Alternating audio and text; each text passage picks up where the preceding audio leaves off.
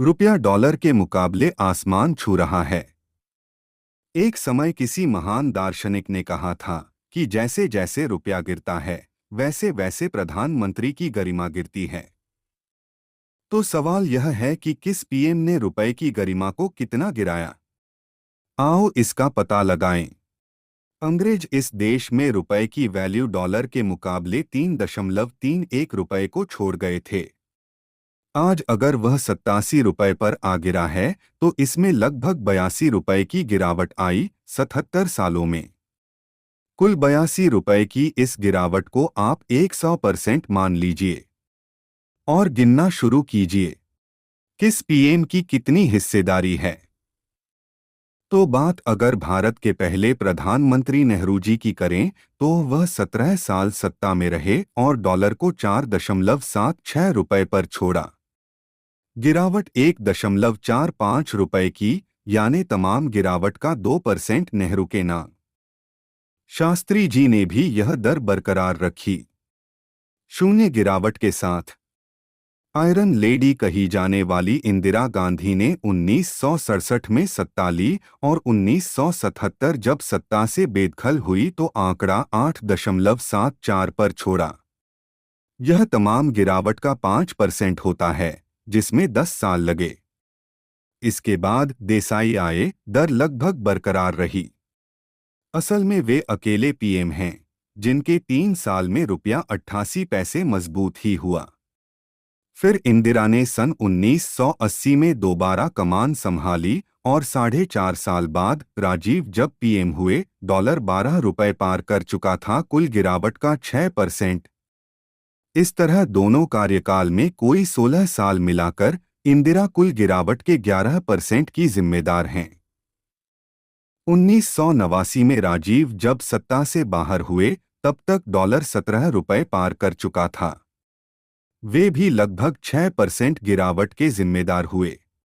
VP ने एक साल में ही डॉलर को 23 रुपए के पास पहुंचाकर गरिमा की कुल गिरावट में 6% की हिस्सेदारी ले पाने में सफल रहे।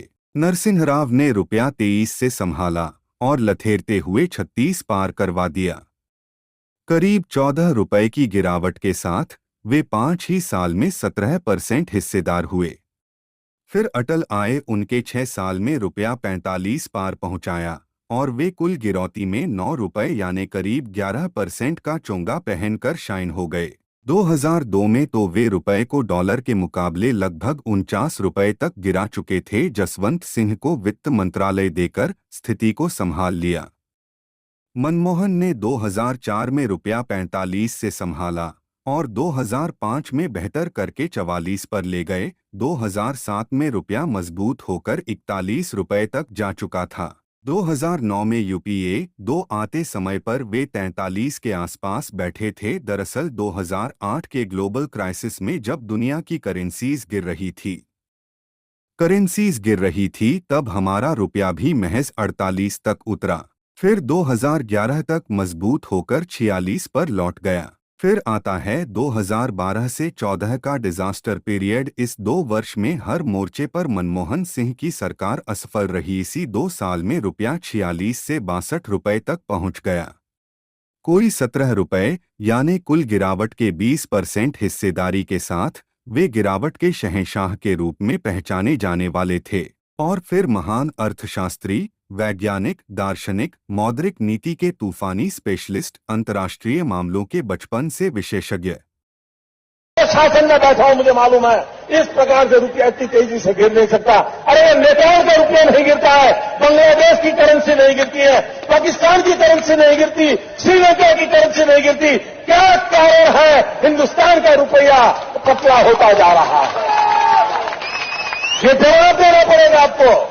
देश आपसे जवाब मांग। प्रखर वक्ता और लोकप्रिय यशस्वी नेता माननीय नरेंद्र जी मोदी ने 62 रुपए से करेंसी की कमान संभाली। फिर तो रुपए ने कभी पीछे मुड़कर न देखा। तेज गति से 65 पार, 70 पार, 75 पार, 80 पार, 85 पार। इकॉनमी का बाजा बजा और चहुं ओर मधुर संगीत गूंजने लगा। 24.30 रुपए गिरकर आज 86.59 पर दुबका हुआ है। पिछले 10 वर्ष में मोदी जी ने अकेले ही टोटल गरिमा गिरावट की 30% हिस्सेदारी ले ली है।